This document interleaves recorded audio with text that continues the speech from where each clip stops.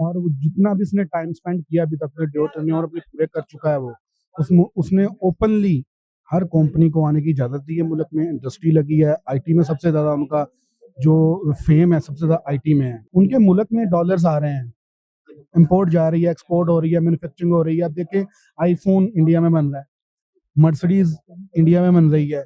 कितने ब्रांड हैं जो इंडिया में खुद जो प्रोडक्शन हो रहे हैं, और हमारे मुल्क में कोई चीज प्रोडक्शन नहीं हो रही। इवन के हमारे मुल्क में कार मैन्युफैक्चरिंग प्लांट भी नहीं है। इधर इंडिया आपके साथ ट्रेड करना ही नहीं चाहता, उसको जरूरत ही नहीं है आपकी। तो आप वो दे देता है, वो प्याज दे देता है ज्यादा से ज्यादा।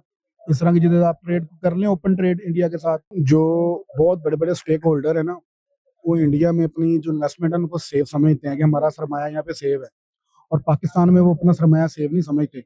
जब मोदी ने अपनी ये गवर्नमेंट का जो इलेक्शन है वो विन किया था, तो यही समझ, जो मोदी है ना ये शिद्दत पसंद इंसान है, और ये मुल्क में ना अनस्टेबिलिटी लेके आएगा इधर भारत में।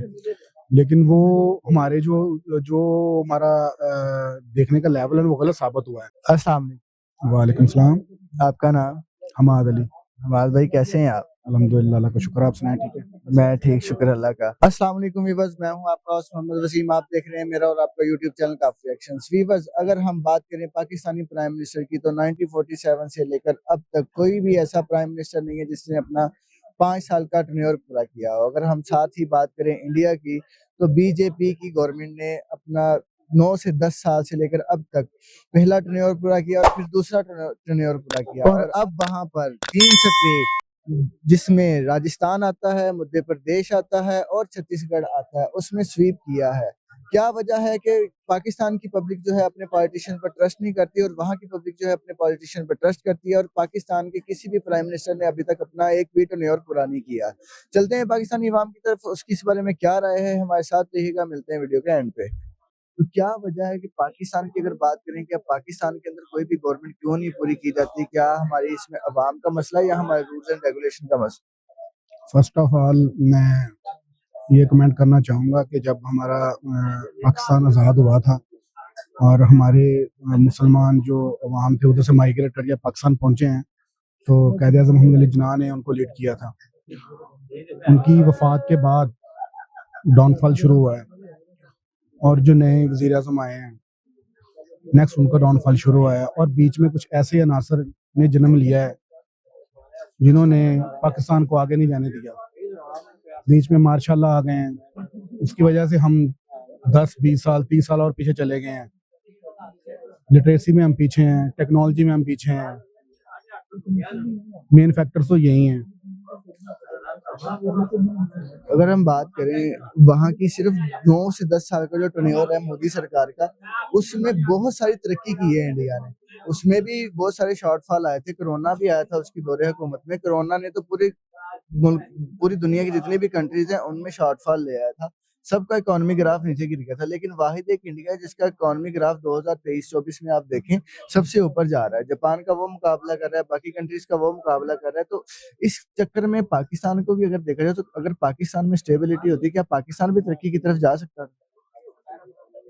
जब मोदी ने अपनी ये गवर्नमेंट का जो इलेक्शन है वो विन किया था, तो यही समझ, जो मोदी है ना ये शिद्दत पसंद इंसान है, और ये मुल्क में ना अनस्टेबिलिटी लेके आएगा इधर भारत में। लेकिन वो हमारे जो जो हमारा देखने का लेवल है वो गलत साबित हुआ है। मोदी ने आगे अपनी गवर्नमेंट को और अपने मुल्क को बहुत अच्छे तरीके से उसे संभाला है, और वो जितना भी उसने टाइम स्पेंड किया अभी तक जो टेन्योर अपने पूरे कर चुका है वो उसने ओपनली हर कंपनी को आने की इजाजत दी है। मुल्क में इंडस्ट्री लगी है, आईटी में सबसे ज्यादा उनका जो फेम है सबसे ज्यादा आईटी में है। ठीक है, और दूसरी बात की सबसे बड़ी बात है जो हमारे मुल्क में फैक्टर है ना, थर्ड फैक्टर जैसे कह सकते हैं कि सियासत के अंदर, जमहूरियत के अंदर तीसरी टांग है, जो वहाँ वो तीसरी टांग नहीं है। जैसे हमारे मुल्क में है ना तीसरी टांग है, इन्वॉल्वमेंट है, वो इंडिया में नहीं है। आप मुझे बताएं, क्या इंडिया के जो है आर्मी चीफ, आप उनका नाम जानते हैं? आपने कभी देखा है उनके आर्मी चीफ को? कभी कोई उनका आया हो बयान? उधर गवर्नमेंट बहुत स्ट्रॉन्ग है जिसकी वजह से वो मुल्क तरक्की कर रहा है, और आज वो मेरे ख्याल में दुनिया की 5वीं मईशत बन चुका है दुनिया की। और हम कहाँ खड़े हैं? हम बहुत पीछे हैं, हम तकरीबन हम हाफ सदी पीछे हैं उनसे। आपने बात की कि जो मोदी सरकार है उसने बहुत सारी मल्टीनेशनल कंपनीज को बोला कि वो वहाँ पे आके इन्वेस्टमेंट करें। आपने देखा होगा कि चाइना तक पाकिस्तान को छोड़ के इंडिया में इन्वेस्टमेंट करने को तैयार है, और यूएस ने भी जितने भी उसके रिफंड वहाँ पे थे, पहले चाइना सबसे ऊपर था इकोनॉमी के लिहाज से, वो उसने वहाँ पे इन्वेस्टमेंट की। हर कंट्री उस तरफ इन्वेस्टमेंट करती है जहाँ पे तरक्की चल रही हो। आपने देखा होगा कि अब जो है ना, चाइना भी इंडिया की तरफ आ गया है, यूएसए भी इंडिया की तरफ आ गया है, और टेस्ला, आईफोन, हर कंपनी जो है इंडिया में इन्वेस्टमेंट करने जा रही है। और मोदी सरकार क्या करती है कि जो भी मल्टीनेशनल कंपनी वहां पे इन्वेस्टमेंट करने आती है, उसको वो 5 साल का एग्रीमेंट करते हैं। अब हमारे पाकिस्तान की अगर बात करें, हम 5 साल का एग्रीमेंट किसी से क्या करें, हमारी तो अपनी हुकूमत 3 साल नहीं रहती। जो बहुत बड़े-बड़े स्टेक होल्डर है ना, वो इंडिया में अपनी जो इन्वेस्टमेंट है उनको सेफ समझते हैं कि हमारा सरमाया यहाँ पे सेफ है। और पाकिस्तान में वो अपना सरमाया सेफ नहीं समझते, क्योंकि यहाँ पे इंस्टेबिलिटी बहुत ज़्यादा है। अगर आज एक गवर्नमेंट आई है, उसने किसी स्टेक होल्डर को कहा है जी आप इधर आके इन्वेस्टमेंट करें, किसी मुल्क को कहते हैं, तो वो इन्वेस्टमेंट करने से पहले ये सोचते हैं कि यार हमारा सरमाया कहीं डूब तो नहीं जाएगा। ये 2 साल गवर्नमेंट चलती है, 3 साल चलती है। चाइना है, चाइना इन्वेस्टमेंट कर रहा है, सबसे ज़्यादा सऊदीया कर रहा है वहाँ पे। और जो फॉरेन कंट्रीज़ हैं वो ज़्यादा सरमाया लगा रही हैं। उनको कुछ नज़र है, वो सरमाया लगा रही हैं ना। उनके मुल्क में डॉलर्स आ रहे हैं, इम्पोर्ट जा रही है, एक्सपोर्ट हो रही है, मैन्युफैक्चरिंग हो रही है। अब देखिए आईफ़ोन इंडिया में बन रहा है, मर्सिडीज़ इंडिया में बन रही है। कितने ब्रांड हैं जो इंडिया में खुद जो प्रोडक्शन हो रहे हैं, और हमारे मुल्क में कोई चीज़ प्रोडक्शन नहीं हो रही। इवन के हमारे मुल्क में कार मैन्युफैक्चरिंग प्लांट भी नहीं है इधर। जी। आपने भी बात की कि वो बहुत सारी कंट्रीज इंपोर्ट कर रही हैं, एक्सपोर्ट कर रही हैं, डॉलर आ रहे हैं। हम अगर इंपोर्ट एक्सपोर्ट की बात करें तो पाकिस्तान ने एक्सपोर्ट क्या करनी, पाकिस्तान तो कुछ इंपोर्ट भी नहीं कर रहा। हम तो नॉन कस्टम चीजें वहां से बॉर्डर से उठा के यहाँ पे लेके आ रहे हैं। एक चीज है वो उसकी न्यू चीज की प्राइस है 50,000, और वो चीज हमें ब्लैक में सेकंड हैंड मिल रही है 70+ थाउजेंड की। तो हम कैसे उनका मुकाबला कर सकते हैं जब हम कुछ इंपोर्ट नहीं कर रहे, कुछ मैन्युफैक्चरिंग नहीं कर रहे। दूसरी कंट्रीज जो है वो इंडिया की चीजें, मेड इन इंडिया प्रोडक्ट हो, वो उसको एक्सपोर्ट करवाती है, ना कि वो किसी made in China, made in Japan वगैरह। वो इस चीज को तो भूल गए हैं वैसे। मैं आपको एक बात बताऊँ, आप देखें कि आपके साथ ईरान का बॉर्डर लग रहा है, अफ़गानिस्तान का बॉर्डर लग रहा है, यहाँ ओपन ट्रेड हो रही है, स्मगलिंग खुलेआम स्मगलिंग हो रही है। सबसे पहले तो ये बंद होनी चाहिए। स्मगल होके पेट्रोल आ रहा है, स्मगल होके गाड़ियाँ आ रही हैं, ये बंद होनी चाहिए। और इवन के आपके जो डॉलर्स हैं वो भी स्मगल हो रहे हैं डेली बेसिस पे। वो चीज़ें बंद होगी तो इस चीज़ की तरफ ये देखेंगे। और अगर आप ये बात कर रहे हैं कि इम्पोर्ट एक्सपोर्ट की, तो हमारे मुल्क में एक तो टैक्स बहुत ज़्यादा है। आप फैसलाबाद की इंडस्ट्री लगा लें कि वहाँ पे वो ये इसकी है कपड़े की ज़्यादा वो है, वो ताजर वो कुछ दिन पहले बोल रहे थे कि इतना टैक्स लगा दिया इन्होंने कि हम जो है ना अपनी फैक्ट्रियों की चाबियाँ ना ये खुद रख लें, वो हम नहीं चला सकते।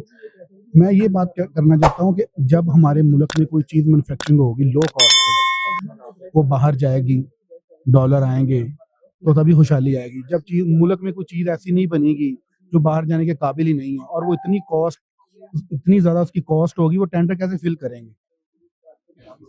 आपने टैक्स की बात की कि टैक्स बहुत ज्यादा है। इतना टैक्स है कि वो फैक्ट्रियां जो है वो बंद करने पे तुल रहे हैं कि हम लोग कैसे, हम इस कॉस्ट में कैसे चीज निकालें और क्या मुनाफा कमाएं। कोई भी कंट्री जो होती है जिसकी दो मुल्कों की दीवारें आपस में मिलती हैं, वो लोग आपस में इंपोर्ट एक्सपोर्ट करते हैं। पाकिस्तान की अगर बात करें, पाकिस्तान के ना ईरान के साथ ताल्लुकात बेहतर है, ना अफगानिस्तान के साथ, ना ही इंडिया के साथ। पाकिस्तान क्या करता है, 2 3 4 बॉर्डर छोड़ के दूर 7वें बॉर्डर पे जाके इंपोर्ट एक्सपोर्ट करता है। तो वो इतनी दूर से जब हम इंपोर्ट एक्सपोर्ट करेंगे, टैक्सेस तो हमें पड़ेंगे। आपको शायद ये नॉलेज नहीं है इस बात का, या आपको पता है या नहीं, ईरान एक पिसा हुआ मुल्क है। आप जानते हैं, मैं जानता हूँ, ये समझते हैं वहाँ पे शायद कुछ भी नहीं होगा। आप उसकी जस्ट ये उठा के देख लें कि ऑटोमोबाइल में, ऑटो इंडस्ट्री में वो दुनिया की 5वीं मईशत है। ऑटो इंडस्ट्री मीन के कार मैन्युफैक्चर वो खुद बना रहे हैं। दूसरे दुनिया की 5वीं मईशत है वो, और उनके रूल्स इतने सख्त हैं, वो भी मुल्क सर्वाइव कर रहा है ना। हमारे पास इतना सब कुछ हो के भी सर्वाइव नहीं कर रहे। क्यों नहीं कर रहे? बेसिकली हमारे जो हुक्मरान है ना, ये करप्ट हैं। ये खुद चाहते हैं कि यहाँ पे इंस्टेबिलिटी रहे, यहाँ पे करप्शन हो, यहाँ पे वो खुद अपना वो जो स्टेक होल्डर है ना, बेसिकली इधर के जो स्टेक होल्डर है वो अपना मफाद देखते हैं, और इनके साथ जिन लोगों के मफाद जुड़े हुए हैं ना वो अपना मफाद देख रहे हैं। इस वजह से मुल्क में तरक्की नहीं आ सकती। अब आप इंडिया के साथ ट्रेड करना ही नहीं चाहता, उसको जरूरत ही नहीं है आपकी, तो आप वो दे देता है, वो प्याज दे देता है ज्यादा से ज्यादा। इस तरह की चीजें आप ट्रेड कर लें, ओपन ट्रेड इंडिया के साथ कर लें। आप नहीं करते, क्यों नहीं करते? आप इसके पीछे पीछे आपको भी पता है। आपने बोला इंडिया ज्यादा से ज्यादा प्याज देता है, लेकिन यहाँ की अगर हम सिर्फ गवर्नमेंट को नहीं कह सकते, यहाँ की आवाम भी इस काबिल नहीं है। अगर वो अनाज के तौर पे कोई भी चीज हमारे साथ ट्रेड करता है, प्याज देता है, टमाटर देता है, कुछ भी देता है, तो हम लोग क्या करते हैं, सड़कों को फेंक के उसके ऊपर पाँव मारने लग जाते हैं, ये इंडिया की तरफ से आया है, हम नहीं लेंगे। तो ये इसमें अवाम की भी तो गलती है ना। अनाज जो है ये उसके लिए भूखे मर रहे हैं, वो दे रहा है और आप उसको पाँव के नीचे दबो रहे बेसिकली हम एज ए मुसलमान और पाकिस्तानी मोरल और अखलाकी तौर पे बददियानतदार लोग हैं। हमारे खुद के अंदर वो जो है ना दयानतदारी नहीं है, हम खुद करप्ट हैं। आप पाकिस्तान की कोई मसनूआत उठा के देख लें, उसके अंदर कितनी ज्यादा वो जो है वो दो नंबरी है। ठीक है, इंडिया के साथ ट्रेड करने में हमें कोई मुश्किल तो नहीं चाहिए। जब जब हर मुल्क करा तो हमें भी अपनी माम के बारे में सोचना चाहिए, ताकि उन्हें इजीली हर चीज अवेलेबल हो। आपको नहीं पता, जब पाकिस्तान के अंदर पैनाडॉल शॉर्ट हो जाती है तो वो पैनाडॉल का हाल क्या होता है। वो एक जो उसका पत्ता है वो आपको 1,000 रुपए का भी नहीं मिलता यहाँ पे। हमारा एज ए नेशन ये हाल है कि यहाँ पे जब कोरोना के दौर में आपने मास्क देखा होगा, एक मास्क जो आज 5 रुपए का सेल हो रहा है, वही मास्क हमें 100 रुपए का एक मास्क मिल रहा था। एज ए नेशन हम जो खुद लोग हैं करप्ट हैं। जो लोग अपने मुल्क के साथ लॉयल हैं, जो लोग अपने आप के साथ लॉयल हैं, वो मुल्क तरक्की करता है। जिसके हुक्मरान अपनी आवाम के साथ सच्चे हैं, जिनकी फौज अपनी आवाम के साथ खड़ी है, जिनके बॉर्डर फ्री हैं हर टाइम, जिनके टैक्स फ्री हैं, और वो मुल्क तरक्की कर रहा है, उनमें सरमाया आ भी रहा है और जा भी रहा है, वो मुल्क तरक्की करते हैं। और जिस मुल्क में हम रह रहे हैं, यहाँ पे वो एक लूडो है, वो खेली जा रहे हैं जनाब 70-75 साल से। वो कौन आएगा, ये पीपी आएगी, नून आएगी, पीटीआई आएगी, और हमें एक उसके पीछे लगाया हुआ है हर बंदे ने, और हम लगे हुए हैं। थैंक यू सो मच भाई, बहुत शुक्रिया। वीवर्स, ये थी पाकिस्तानी अवाम की राय। इस बारे में आपकी क्या राय है कमेंट्स में मेंशन कीजिएगा, और मजीद अच्छी वीडियोस के लिए हमारे चैनल को विजिट कीजिएगा। लाइक, शेयर और सब्सक्राइब करना ना भूलिएगा, और बेल आइकन के बटन को प्रेस कीजिएगा। मिलते हैं अगली वीडियो में, तब तक के लिए अल्लाह हाफिज।